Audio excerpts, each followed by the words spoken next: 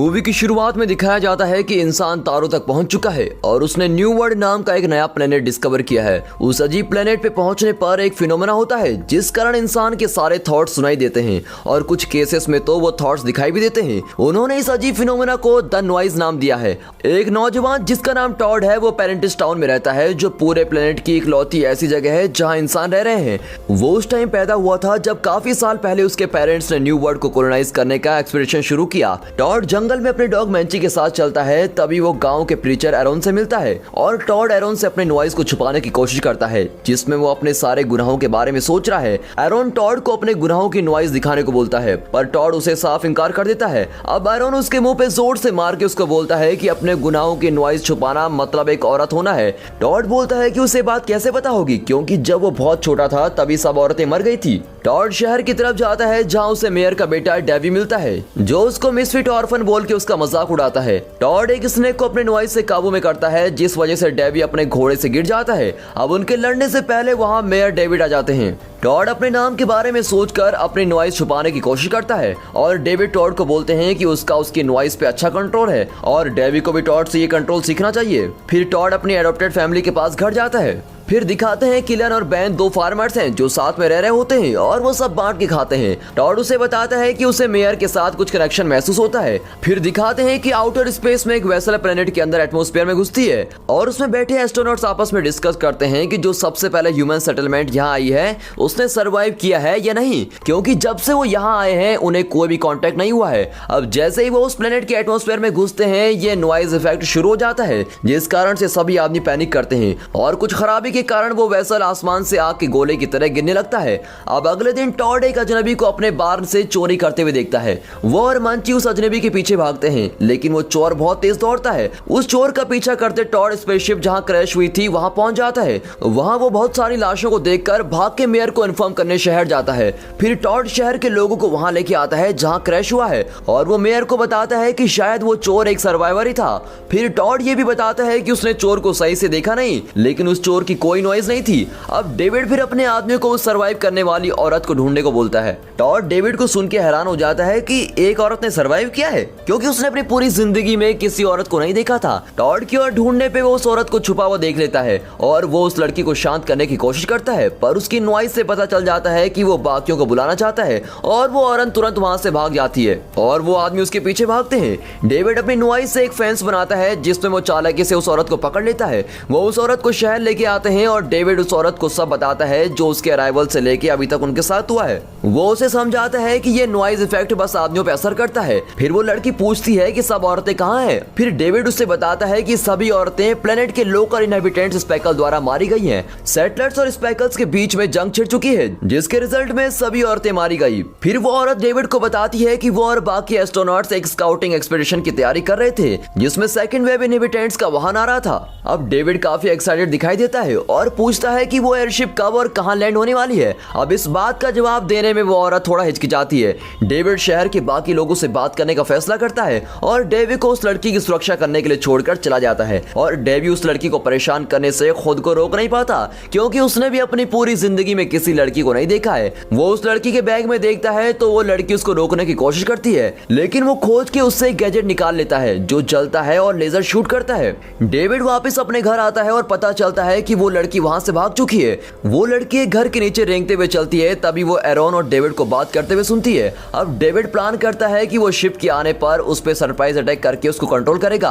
अब एरोन बोलता है कि वो औरत भगवान की भेजी हुई एक एंजल है जिससे वो अपने सारे गुनाहों से शुद्ध हो सकते हैं और बाकी के सारे मर्द उस लड़की की खोज में निकल जाते हैं। टॉड उस कमरे में आता है जहाँ वो लड़की थी और उसकी सारी चीजें उठा लेता है। टॉड वापस फार्म में जाता है और लड़की के बैग में गैजेट की तलाश करता है लेकिन तभी मैंची भौंकना शुरू कर देता है और टॉड को पता चलता है कि वो लड़की आसपास ही कहीं छुपी हुई है और पहले तो वो सोचता है कि वो उसको वापस वहां पर बाकी लोगों के पास भेज दे लेकिन वो इस फीलिंग को खत्म कर देता है और वो वापस बाहर निकलता है जहां एक घोड़े पर सवार आदमी लड़की की तलाश में है। वो आदमी टॉड को अपने थॉट छुपाते हुए नोटिस करता है और ये एज्यूम करता है कि वो लड़की यहीं पास में है। फिर वो वहां से चला जाता है। बैन और किलन तुरंत समझ जाते हैं कि टॉड अपनी नॉइज को छुपाने की कोशिश क्यों कर रहा है और किसी को भी उस बान में क्यों नहीं आने दे रहा है। वो उस लड़की को देख लेते हैं और उसे गारंटी देते हैं कि वो उसको कोई नुकसान नहीं पहुंचाएंगे। वो दोनों बाहर जाकर टॉड से इस बारे में उससे डिस्कस करते हैं कि वो उस लड़की के साथ क्या करेंगे। अब टॉड बोलता है कि वो उसे मेयर के पास सरेंडर नहीं कर सकते। इस कारण से बैन और किलन टॉड और उस लड़की की भागने में मदद करने को तैयार हो जाते हैं। अब टॉड को नहीं पता कि वो वहां से कहां जाए, क्योंकि उसे तो बस पेरेंटिस टाउन न्यू वर्ल्ड की इकलौती लिविंग सेटलमेंट का पता है। तभी बैन ये बात रिवील करता है कि फार ब्रांच नाम की एक और सेटलमेंट भी एग्जिस्ट करती है। अब किलन इस बात से परेशान है कि फार ब्रांच उनका स्वागत नहीं करेगी। बैन बोलता है कि अगर टॉड उस औरत के साथ फार ब्रांच जाएगा तो वो उसका स्वागत जरूर करेंगे। अब टॉड जाने की तैयारी करता है। किलन उसे सलाह देता है कि वो फार ब्रांच के लोगों को ना बताएं कि वो पेरेंटिस टाउन का रहने वाला है। अब इससे पहले कि वो लोग जाते, डेविड और बाकी लोग वहां जाते हैं और दूसरी तरफ वो लड़की बान में अपना बैग वापस ढूंढती है और वहां से भागने की तैयारी करती है। उसे एक पुराना मोटरसाइकिल मिलता है जिसे वो अपने गैजेट से ठीक करती है और वो दोबारा शुरू हो जाती है। बाहर डेविड टॉड से लड़की का पता बताने की डिमांड करता है। टॉड शांत रहने की कोशिश करता है, लेकिन उसके ख्याल तेजी से चलते हैं जो ये बात रिवील कर देते हैं कि वो लड़की बान में छुपी हुई है। अब जैसे ही वो आदमी बान को खोलते हैं, वो लड़की तेज रफ्तार में मोटरसाइकिल पे वहां से भाग जाती है। अब टॉड उस लड़की का पीछा करता है। बाकी के सारे लोग गोलियां चलाने लगते हैं, जिसमें किलन बहुत ही घायल हो जाता है। टॉड और वो लड़की अपनी भागने की रफ्तार बढ़ाए रखते हैं, लेकिन भागते भागते वो दोनों गिर जाते हैं और टॉड का घोड़ा घायल हो जाता है और लड़की की मोटरसाइकिल चलनी बंद हो जाती है। टॉड उस लड़की को फार ब्रांच लेके जाने का वादा करता है और उससे बोलता है कि वो उसकी मदद करने के लिए वहां है। लड़की टॉड के साथ चलने को तैयार हो जाती है, ये सोचकर कि वो आने वाले शिप से कम्युनिकेट करके उसको वार्निंग दे देगी। वो दोनों फार ब्रांच की तरफ चलने की तैयारी करते हैं और टॉड का डॉगी मंची भी उसके पास आ जाता है। बैन फार्म में मरते हुए किलन को गले से लगाया बैठता है और डेविड बैन से जबरदस्ती ये रिवील कराता है कि उन्होंने टॉड को कहां भेजा है और बैन अपनी नॉइज कंट्रोल नहीं कर पाता और वो दिखा देता है कि टॉड फार ब्रांच जा रहा है। डेविड बैन को अपनी गलती सुधारने का एक आखिरी मौका देता है। वो टॉड को वापस पेरेंटिस टाउन में उसकी मदद मांगता है। अब जैसे ही किलन मरता है, वो अपना आखिरी थॉट बैन को दिखाता है। अब उसका आखिरी थॉट टॉड को सेफ रखना है। टॉड और वो लड़की कुछ देर रुककर आराम करते हैं और खाते हैं। फिर टॉड लेक से क्रिएचर को पकड़ के आग जलाने की कोशिश करता है और वो लड़की उसकी आग जलाने में मदद करती है। वो अपने गैजेट को लकड़ियों के ढेर के पास रखकर उसको एक्सप्लोड करती है और आग जल जाती है। फिर वो अपना सफर दोबारा शुरू करते हैं और टॉड दूर से एक बहुत ही मैसिव नॉइज को देख लेता है। वो उस लड़की को बोलता है कि ये नॉइज एक स्पेकल बैंड से आ रही है जो यहाँ के नेटिव हैं और वो इंसानों को इधर से खत्म कर देना चाहते हैं। वो दोनों स्पेकल्स को अवॉइड करते हुए दूसरे रास्ते से जाते हैं और बारिश होने लगती है। फिर वो दोनों एक पेड़ के नीचे खड़े हो जाते हैं। अब टॉड को अपने बैग में अपनी माँ का जर्नल मिलता है। हमें दिखाया जाता है कि वो जर्नल बैन ने उसके बैग में रखा था।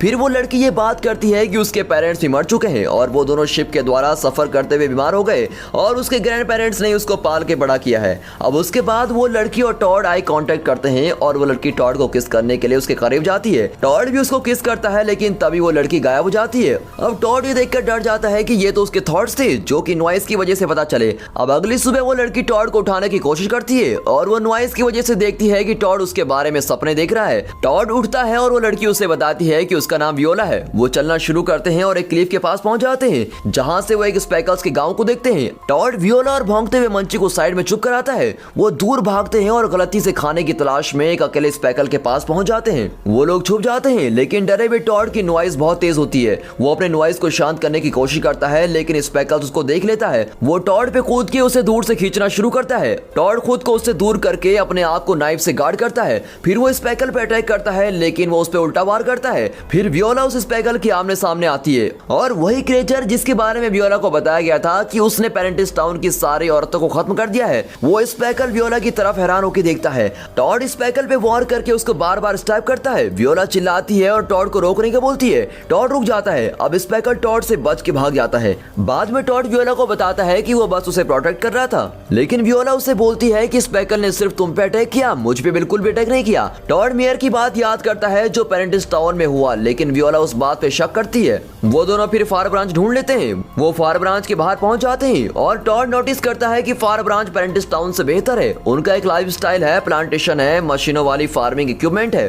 टॉड ये देखकर हैरान हो जाता है कि फार ब्रांच में महिला है और कुछ तो उसको बहुत अच्छी लगती है। टॉड की मेयर हिल्डी उससे मिलती है और टॉड औरत को एक मेयर देख के बड़ा ही हैरान हो जाता है। फिर टॉड बहुत से आदमियों से मिलता है जो उसे बताते हैं कि पेरेंटिस टाउन के आदमी लॉ के अकॉर्डिंग यहाँ फांसी लटकाए जाते हैं। अब इससे पहले की सिचुएशन बिगड़ती हिल्डी वहाँ आती है और टॉड को उसका नाइफ लौटा देती है और बोलती है कि वो उस पर नजर रखेगी। वियोला और टॉड हिल्डी से बात करते हैं। हिल्डी उन्हें बताती है कि अब उनके पास आने वाले स्पेसशिप से कम्युनिकेट करने की टेक्नोलॉजी नहीं है। वियोला बोलती है कि उसे शिप से कांटेक्ट करना ही है, क्योंकि अगर उन्हें प्लेनेट से कोई सिग्नल नहीं मिला तो वो उसे अकेला छोड़ के वहां से चले जाएंगे और वो टॉड की नॉइज सुन लेती है जो ये विश करता है कि काश वियोला प्लेनेट में रह जाए। हिल्डी उन्हें हेवन जाने का सजेशन देती है जो एक और सेटलमेंट है। अब हिल्डी को लगता है कि वहां उन्हें स्पेसशिप से कांटेक्ट करने का रास्ता मिलेगा। टॉड ये जान के सरप्राइज हो जाता है कि न्यू वर्ल्ड में एक और सेटलमेंट है। वियोला बोलती है कि वो और टॉड सुबह हेवन जाएंगे। टॉड की नॉइज उसका वियोला के रुकने का डिजायर बताती है। फिर वो टॉड की नॉइज में वियोला की आवाज सुनते हैं जो टॉड को उसे किस करने को बोलती है।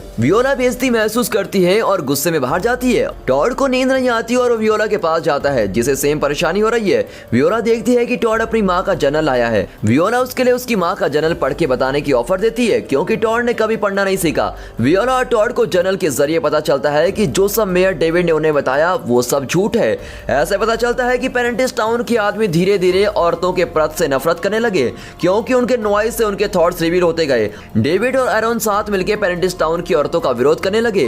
एरोन ने यह डिक्लेयर किया कि औरतों की कोई नॉइज नहीं है क्योंकि उनकी आत्मा नहीं है। और अपनी लास्ट एंट्री में टॉड की मां लिखती है कि वो हमेशा टॉड से प्यार करेगी।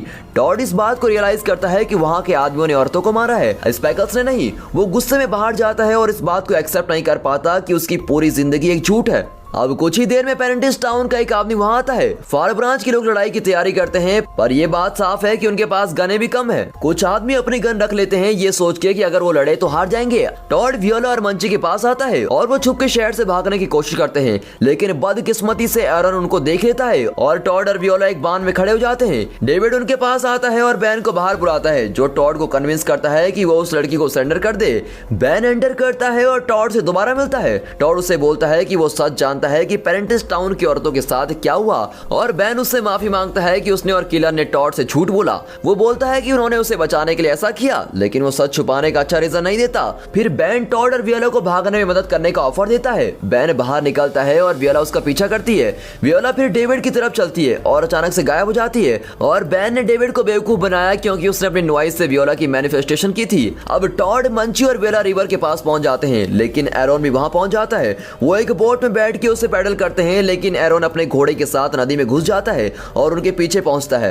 एरोन नदी में उनकी बोट तक पहुंच जाता है और वियोला को पानी में खींच के उनकी बोट पलट देता है और मंची और वियोला पानी में गिरते हैं और टॉड को वियोला पकड़ के रखती है क्योंकि उसने कभी तैरना नहीं सीखा। अब टॉड और वियोला पकड़ी भी बोट के पास पहुंच जाते हैं लेकिन टॉड देखता है कि एरोन ने मंची को पकड़ लिया। वो मंची को अंडर वाटर पकड़ता है और उसको डुबा देता है। टॉड गुस्से में चिल्लाता है जब वो अपने प्यारे मंची को सांस लेने के लिए तड़पता देखता है और टॉड और वियोला कुछ दूरी पर पहुंच जाते हैं और वियोला टॉड को उसकी नॉइज छुपाते हुए सुन लेती है जो मंची के ख्यालों से भरी हुई है। वो चलते रहते हैं और टॉड कसम खाता है कि वो मंची का बदला जरूर लेगा। वो दोनों जंगल के ऊपर एक स्ट्रक्चर पे पहुंच जाते हैं और वियोला को अपने शिप के ब्लूप्रिंट्स उस स्ट्रक्चर पर दिखते हैं जो मोनोरेल ट्रैक के लिए होते हैं। फिर वो टॉड को शांत बैठा देखती है और उसकी नॉइज हंसते हुए मंची को मैनिफेस्ट करती है जो ऊपर नीचे कूद रहा है और भौंकता है और खेतों में भाग रहा है। अब टॉड के मंची से बिछड़ने पे वो बहुत ही उदास हो गया है और उसे ऐसा देख वियोला उसके पास बैठती है और उसे बोलती है कि उसे मंची बहुत पसंद था। वो ये भी बोलती है कि वो जितने भी डॉग्स को जानती है उनमें से मंची बेस्ट डॉग था। टॉड कहता है कि मंची इकलौता डॉग है जिसे वो जानता था और वियोला उसका हाथ पकड़ती है और उसे बोलती है कि वो एक अच्छा आदमी है। फिर वो हंसते हुए टॉड को बताती है कि वो उसको किस नहीं करने वाली। फिर वो चलते हैं और एक मैसिव शिप के रिमेन्स के पास पहुंच जाते हैं। अब टॉड सोचता है कि ये वो शिप है जिसमें इनहेबिटेंट्स की फर्स्ट वेव आई थी। वियोला फिर शिप में जाके कम्युनिकेशन बेकन ढूंढने का सोचती है जिससे वो सेकंड वेव की शिप को सिग्नल दे। वो वेसल में चढ़ते हैं और वियोला को एक इमरजेंसी कम्युनिकेशन बेकन मिलता है। वो उसे पावर अप करके शुरू करती है पर उसकी एंटीना डिस्कनेक्टेड है। टॉड ऊपर चढ़ के एंटीना रिकनेक्ट करने का फैसला करता है लेकिन डेविड उसको देख लेता है। पेरेंटिस टाउन के आदमी वहां आके शिप को हर तरफ से घेर लेते हैं और टॉड सक्सेसफुली एंटीना रिकनेक्ट करता है। अब बेकन तैयार है पर इससे पहले कि वियोला उसको ऑन करती एरोन वहां के वियोला को दूर खींचने लगता है। उसी समय डेविड टॉड को बाहर बुलाता है और उसे धमकी देता है कि अगर उसने खुद को रिवील नहीं किया तो वो बैन को गोली मार देगा। दूसरी तरफ एरोन वियोला को पिन करके कन्फेस करता है कि उसने कितनी सारी औरतों को मारा, वो भी बिना कोई मर्जी दिखाए। नॉइज ने उसे करप्ट करके उसका दिमाग खराब कर दिया है और वो अब चाहता है कि वियोला उसको मार दे ताकि वो अपने सारे पाप से धुल जाए। वियोला अपने जेब से एक फायर स्टार्टर डिवाइस निकालती है और उसे एरोन पे फेंक देती है जिससे वो आग में जाके मर जाता है। वियोला कंफ्यूजन को दूर करके बेकन को ऑन करती है और टॉड बाहर डेविड का सामना करता है लेकिन वो वियोला की लोकेशन उसे छुपा के रखता है। फिर डेविड बैन को गोली मार देता है और टॉड बैन की तरफ भागता है लेकिन उसकी इंजरी बहुत बड़ी है। अब बैन एक नाइफ निकाल के टॉड को देता है। टॉड डिस्ट्रक्शन का इस्तेमाल करके डेविड पे वॉर करता है लेकिन डेविड टॉड पे अटैक के काउंटर करता है। अब टॉड को धक्का लगता है और वो गिरता है। बेकन ट्रांसमिट करता है और टॉड छुपने के लिए भागता है लेकिन डेविड उसको शूट करता है। टॉड शिप के मेटल के हिस्से में छुप जाता है और डेविड को पास से गुजरते करते देखता है। वो डेविड को पकड़ने की कोशिश करता है पर वो डेविड की नॉइज की इल्यूजन थी।